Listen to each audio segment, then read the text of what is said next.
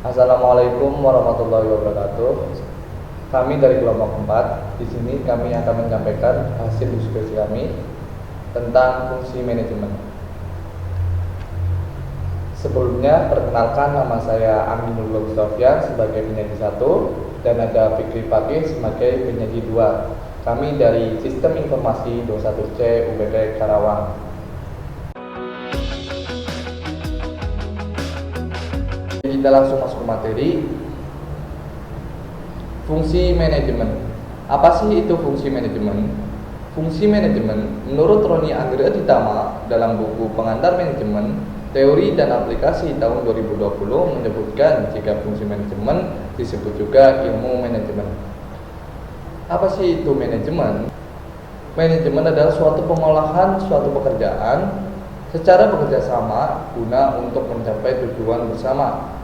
Adapun beberapa fungsi manajemen antara lain, yang pertama ada planning atau perencanaan, yang kedua organizing atau pengorganisasian, yang ketiga ada staffing atau penataan, yang keempat actuating atau pelaksanaan, yang kelima ada controlling atau pengawasan.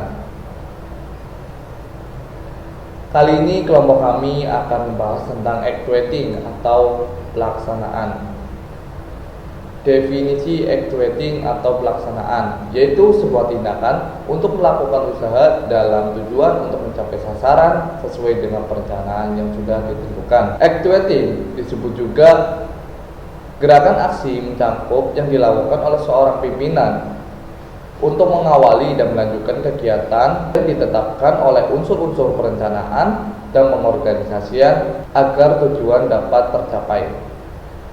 Pandangan lain tentang actuating adalah fungsi yang teramat penting dalam sebuah manajemen. Seringkali diketahui bahwa perencanaan dan pengorganisasiannya sudah bagus, namun karena kemampuan dalam pelaksanaannya kurang, maka hasil yang diinginkan tidak akan sesuai apa yang diharapkan. Jadi dapat disimpulkan bahwa actuating atau pelaksanaan artinya menggerakkan orang-orang agar mau bekerja dengan sendirinya atau dengan kesadaran secara bersama-sama untuk mencapai tujuan yang dikehendaki secara efektif sesuai dengan perencanaan yang ada.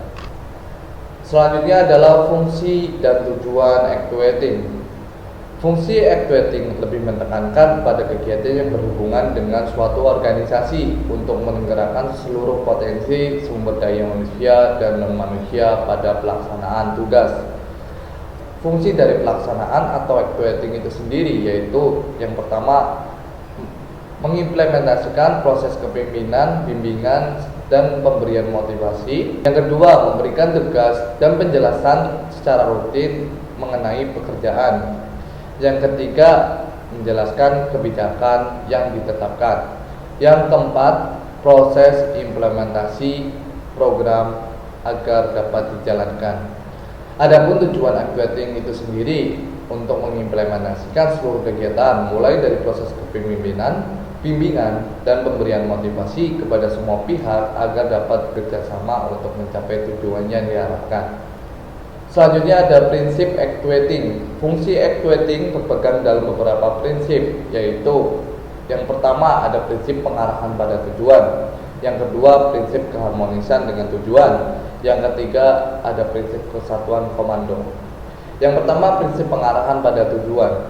Tujuan pokok dari pengarahan nampak pada prinsip yang menyatakan bahwa makin efektifnya proses pengarahan akan semakin besar sumbangan bawahan terhadap usaha mencapai tujuan.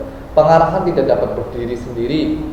Artinya dalam melaksanakan fungsi pengarahan perlu mendapatkan hubungan atau bantuan dari faktor-faktor lain seperti perencanaan, unsur organisasi, tenaga kerja, pengawasan yang efektif, dan kemampuan untuk meningkatkan pengarahan serta kemampuan bawahan. Yang kedua ada prinsip keharmonisan dengan tujuan.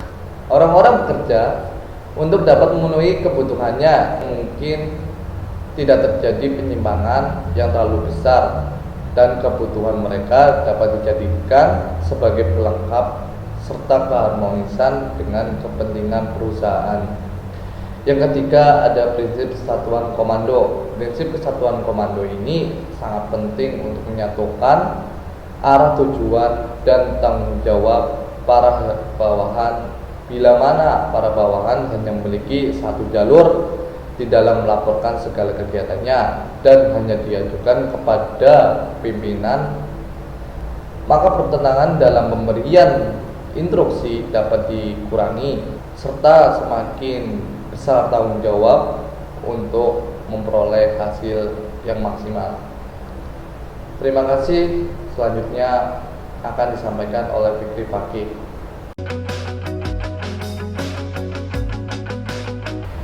Selanjutnya adalah cara pelaksanaan.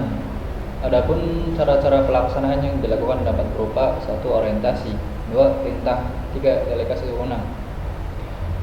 Orientasi merupakan cara pengarahan dengan memberikan informasi yang perlu supaya kegiatan dapat berjalan dengan baik. Biasanya orientasi ini diberikan kepada pegawai baru agar bisa memecahkan masalah-masalah dalam pekerjaannya. Yang kedua, perintah. Perintah merupakan permintaan dari pimpinan kepada orang-orang yang berada di bawahnya untuk melakukan suatu kegiatan tertentu dan pada keadaan tertentu. Adapun perintah dapat berupa 1. Perintah umum dan khusus, perintah lisan dan tertulis, perintah formal dan informal.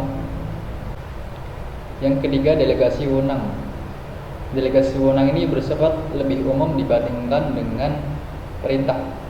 Dalam hal ini, pimpinan melimpahkan sebagian dari wewenang yang dimiliki kepada bawahannya. Kesulitan-kesulitan akan muncul bila tugas yang diberikan tidak jelas. Misalnya, dalam menafsirkan wewenang. Jika suatu bawahan salah mengartikan dari apa yang diinginkan oleh pemimpin tersebut, maka tugas tersebut tidak bisa dilakukan dengan baik. Selanjutnya adalah faktor pendukung dan penghambat. Faktor-faktor yang diperlukan dalam pelaksanaan diantaranya faktor pendukung dan faktor penghambat. Ada beberapa faktor pendukung. Yang pertama, kepemimpinan, sikap dan moral, tata hubungan atau communication, perangsang atau insentif, supervisi, dan disiplin. Yang kedua, faktor penghambat. Faktor penghambat dapat berupa kegagalan manajer dalam menumbuhkan motivasi stafnya. Hal ini terjadi karena manajer kurang memahami hakikat perilaku dan hubungan antar manusia. Ada beberapa elemen dalam pelaksanaan manajemen. Yang pertama, coordinating. Coordinating adalah fungsi yang harus dilakukan oleh seorang manajer agar terdapat suatu komunikasi dan kesesuaian dari berbagai kepentingan dan perbedaan kepentingan sehingga tujuan perusahaan dapat tercapai. Yang kedua, motivating. Motivating merupakan salah satu elemen yang penting dalam manajemen perusahaan. Dengan memberikan fasilitas yang bagus dan gaji yang cukup, maka kinerja para karyawan dalam perusahaan pun akan optimal. Yang ketiga adalah communication. Komunikasi antara pimpinan dan karyawan itu sangat-sangat diperlukan untuk mencapai tujuan dari perusahaan itu sendiri. Dengan adanya komunikasi yang baik, maka akan menumbuhkan kerja tim atau kerjasama yang baik dalam berbagai kegiatan perusahaan. Yang keempat, commenting. Dalam memberikan perintah, seorang atasan tidak bisa seenaknya sendiri dalam memberikan perintah, tetapi harus mempertimbangkan beberapa langkah-langkah dan resiko dari setiap langkah-langkah tersebut. Karena setiap keputusan dan langkah-langkah itu akan memberi pengaruh bagi perusahaan. Dengan pengarahan yang baik, visi dan misi yang jelas dari suatu manajer dapat menimbulkan efek yang positif untuk perusahaan. Tindakan equating dibagi dalam beberapa tahap. Yang pertama, memberikan motivasi. Berikan semangat, motivasi, inspirasi atau dorongan sehingga timbul kesadaran dan kemauan dari para karyawan untuk bekerja dengan penuh semangat sesuai dengan harapan untuk mencapai tujuan yang sudah ditetapkan. Yang kedua,